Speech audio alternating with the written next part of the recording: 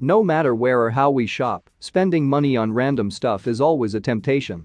With so many ways to shop, how can we avoid making mistakes that bust the budget? Don't worry, I'm here to help you learn how to stop spending money so you can start actually winning with money. 5 reasons you can't stop spending money. Whether we like it or not, money makes the world go round. We spend money for so many reasons, and if we're just a little honest with ourselves, a lot of those reasons can be chalked up to how we feel in the moment. And that's where it gets a little dangerous and can lead us to overspend. Here are 5 main culprits to watch out for when it comes to spending money. Number 1, social media. I hate to love and love to hate social media. Picture this. It's Saturday morning, and before you realize it, you're scrolling through your social media feed to catch up on what your friends are up to. And before your feet even hit the floor, you've spent $30 and life feels complete for now. If you're honest, you probably didn't have to work too hard to picture that scenario because you did it this morning. Let's face it. We all want what we don't have. And we want it because we think it will make life that much better. But social media makes the comparison game even more intense. Your friends post about their brand new couch with those perfect throw pillows, makes your couch look like you picked it up off the side of the road. And that popular bloggers post about the incredible all-inclusive resort she went to makes your recent family vacation seem like a lousy trip to the state fair. When does it end? Number 2, not tracking your spending. It doesn't matter how large your income is, if you're not tracking your spending, you'll never be in control of your money. In fact, you'll always feel like your money owns you. Listen. Living paycheck to paycheck is the pits. And if you're always wondering where all your hard-earned money is going every month, it's time to start tracking it with a budget. Stick with me, and I'll show you how. Number 3, shopping to feel better.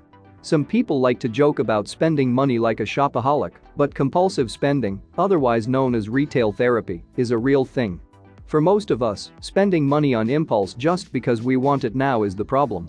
We see something and buy it before we think about what's in the checking account. Instant gratification isn't all it's cracked up to be. It doesn't actually make you feel better, especially when you see your bank account shrinking right before your eyes. Number 4, lack of self-awareness. If I had to choose one thing that's made all the difference in my mindset around money, it's gaining self-awareness. If I don't continue to learn about myself and be aware of my money tendencies, it will be all too easy for an old habit or an easy out to creep in and ruin my progress. You've got to know yourself well enough to know what you'll be tempted by and what to guard yourself against. Are you naturally wired to be a spender or a saver? Are you a nerd or a free spirit? Do you value safety or status? Subscribe to this channel to discover why you handle money the way you do and learn how to break bad money habits for good. Number 5, paying with plastic. You might not have noticed, but you probably spend more when paying with plastic, whether that's a credit card or a debit card. Think about it. When you're shopping with plastic, it's easy to spend more because you don't physically see the money leaving your hand.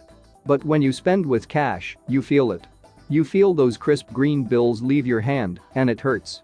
Something inside of you cringes. Just moments before, you had money and now? You don't. So, the next time you make a purchase, pay in cash, and you'll see exactly what I mean. How to stop spending money. Learning how to stop spending money is a real thing that anyone can master that includes you. And no, I'm not going to tell you to just quit spending. I'm going to give you a step-by-step plan to help you get back in the driver's seat when it comes to your finances. Number 1, know what you're spending money on.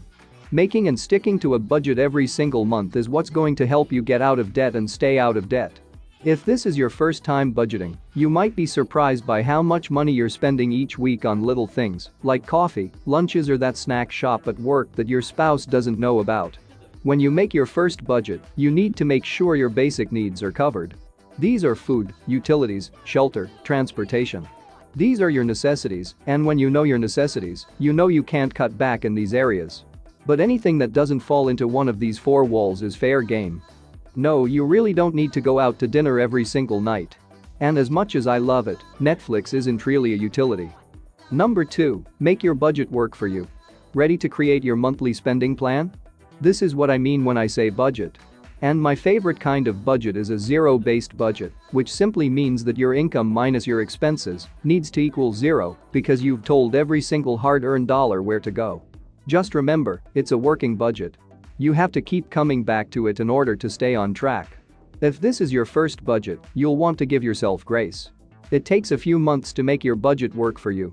But if you're an expert, take another look at your monthly expenses to find other ways to trim down your spending. Number 3, shop with a goal in mind. We've all been there. You're out of shampoo and toothpaste. So with those two items in mind, you make a quick run to Target. But as soon as you walk through the door, you feel the gravitational pull toward the dollar spot and fill your basket with a bunch of those colorful cell phone chargers and water toys for the kids that you swear will get used all the time. Thanks to a few seemingly harmless impulse buys, a quick trip to the store for 2 essentials just got pretty expensive. Does anyone really plan on getting sidetracked while they're out shopping for essentials? Probably not. But if you get caught in this scenario a lot, you might want to make a point to avoid the stores that make you spend too much money. Or maybe send your spouse in for you. Number 4, stop spending money at restaurants. Changing how you spend money on food is one of the easiest ways to save money. And we all know that going out to eat gets expensive fast. If you're spending $15 on lunch 4 times a week, that's $60 a week. Imagine how quickly you could pay off debt with that kind of money. Instead of heading into the grocery store and wandering up and down the aisles, create your meal plan for the week, make a list before you go, and then stick to it. If you need to leave the kids at home to save even more, don't think twice about it. Planning your meals in advance means lowering your overall food costs. I'm not saying you shouldn't ever treat yourself to Sunday brunch or a nice dinner on a special occasion, just cut back some and make sure it's in the budget. Number 5, swear off debt.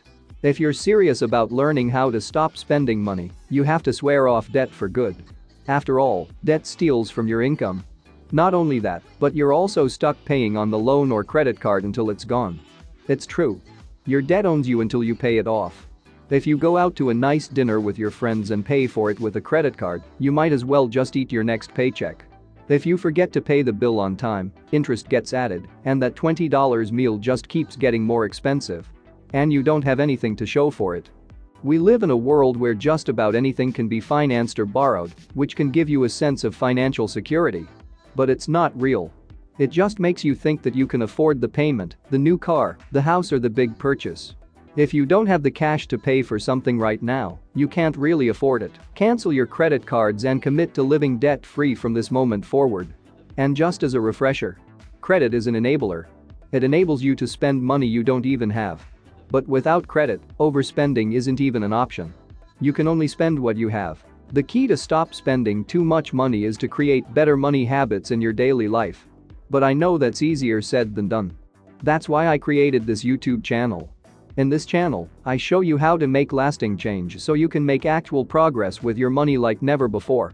And I also talk more about finding your money mindset and learning how to create healthy money habits for the future. Subscribe to this channel right now.